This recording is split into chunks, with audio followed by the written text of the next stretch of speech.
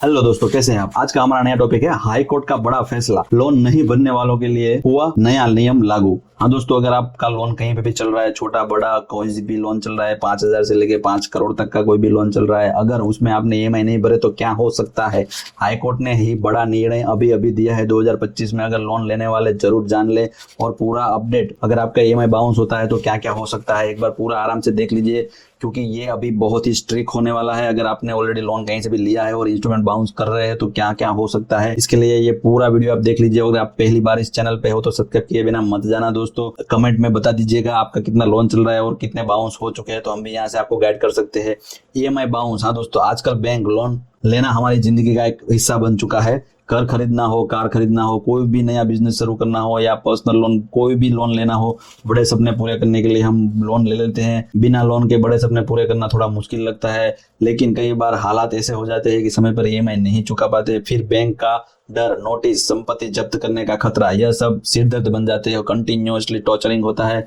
हालांकि इसके रिलेटेड दिल्ली में हाई कोर्ट ने लोन लेने वालों के लिए एक बहुत बड़ी राहत दी है। चलिए इस फैसले को थोड़ा आसान भाषा में समझते हैं और साथ ही लोन से जुड़ी कुछ अहम बातें जानते हैं। अगर आप वीडियो पे पहली बार है तो सब्सक्राइब किए बिना मत जाना दोस्तों, क्योंकि आने वाले टाइम में बहुत सारी ऐसी टिप्स लाने वाले हैं। अगर आप लोन न चुका पाने की समस्या बढ़ रही है, आर्थिक मंदी, नौकरी का जाना या बिजनेस में घाटा, इन कारणों से आजकल कई लोग लोन की ईएमआई समय पर नहीं चुका पाते हैं। और जब ऐसा होता है तो बैंक अपने नियमों में हिसाब में कड़ी कार्रवाई करने लगते हैं, नोटिस भेजना चालू कर देती है, प्रॉपर्टी जब्त करने का प्रोसेस कर देती है, और यहाँ तक कि लुकआउट सर्कुलर एलओसी जारी कर देना भी इनका तरीका बन चुका है। एलओसी यानी आपकी यात्रा करने की आजादी पर रोक।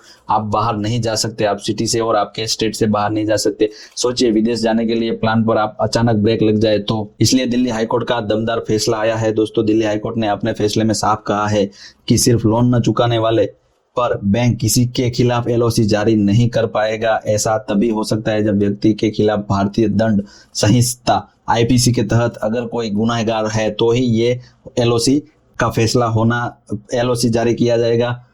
आईपीसी के तहत ही एलओसी जारी किया जाएगा, लोन के तहत कोई एलओसी जारी नहीं किया जाएगा। अगर अपराधी है, आरोपी है तो ही एलओसी करार दिया जाएगा, बाकी लोन के लिए कोई भी एलओसी जारी नहीं होगा। इसका मतलब अब लोन न चुका पाना कोई अपराध नहीं माना जाएगा और आपकी आजादी पर बैंकों ने मनमानी की रोक लगानी पड़ेगी। उसके बाद आता है केस स्टडी कार लोन का विवाद। हाईकोर्ट का फैसला है खास मामलों से जुड़ा। एक व्यक्ति ने 2 कार खरीदने के लिए 25 लाख का लोन लिया, लेकिन किस्तें नहीं चुका पाया।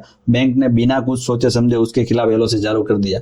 इसका यह व्यक्ति कोर्ट पहुंचा और कोर्ट ने उसके पक्ष में फैसला सुनाया। हाईकोर्ट ने कहा कि आर्थिक परेशानियों की वजह से लोन न चुका पाना अपराध नहीं है। हाँ दोस्तों, आपके अधिकार की बात, आपकी ताकत। यह फैसला लोन लेने वालों के अधिकारों की रक्षा करता है। कोर्ट ने कहा है कि बैंक किसी भी यात्रा करने की स्वतंत्रता पर रोक नहीं लगा सकते हैं, और अगर ऐसा होता है तो आप कानूनी मदद ले सकते हैं दोस्तों। अगर आप लोन ले रहे हैं तो लोन लेने वालों के लिए एक बहुत ही टिप्स है, एक बार आप इसको आराम से देख लीजिए, क्योंकि आपको भी काम आ सकती है अगर आप भविष्य में लोन लेना चाहते हो। तो इस फैसले से हम कुछ जरूरी सबक मिलते हैं। लोन लेते समय आपकी चुकाने की क्षमता को समझे दोस्तों। अगर आप चुका सकते हैं तो ही लोन लीजिएगा, बिना सोचे लोन मत लीजिएगा। अगर मिलती है तो भी मत लीजिएगा, जरूरत से ज्यादा लोन मत लीजिएगा। अगर समस्या हो तो बैंक से बात करें। अगर लोन ले लिया है और चुका नहीं पा रहे हो तो सामने से बैंक के पास चले जाइए और उससे बात करिए, दिक्कत है और रीपेमेंट में आपको नहीं हो रहा है तो आपको रीपेमेंट में राहत भी बैंक दे सकता है। अपने कानूनी अधिकार जाने, और लोन लेने के बाद अगर आप कहीं पे भी फंस जाते हैं, प्रॉब्लम में आ जाते हैं, तो अपने एक बार लोन लेने के बाद कानूनी अधिकार को जान ले कि आप क्या क्या कर सकते हो और बैंक क्या क्या नहीं कर सकती है। अगर बैंक किसी गलत तरीके से आपको परेशान करे तो हाईकोर्ट का यह फैसला आपकी ढाल बन सकता है दोस्तों। इस परेशानियों से बचने के लिए क्या क्या आसान तरीके हैं। लोन लेने से पहले और लोन लेने के बाद आप कुछ चीजों का ध्यान रखते हैं तो आपको कोई भी परेशानियों से आराम से बच सकते हैं। इनकम के हिसाब से लोन ले दोस्तों, बस उतना ही लोन ले जितना आप चुका सकते हैं दोस्तों। अगर आप 1 लाख की इनकम है तो 10,000, 20,000, 30,000 का ही लोन लीजिए। आपातकालीन फंड बनाए, अगर आपको इमरजेंसी फंड की जरूरत है तो उस तरह से आप मैनेज करें। अगर कोई मुसीबत आए तो आपकी ईएमआई रुके नहीं, ऐसा आप स्टॉक रखें थोड़ा बहुत, और बैंक से बातचीत करते रहे। किसी भी दिक्कत में छिपाने से ना बचे। कोई भी प्रॉब्लम आप छिपाए नहीं, बैंक से आप डायरेक्ट बात कर ले बैंक से, तो भी आपको वहां पे राहत मिल जाएगी।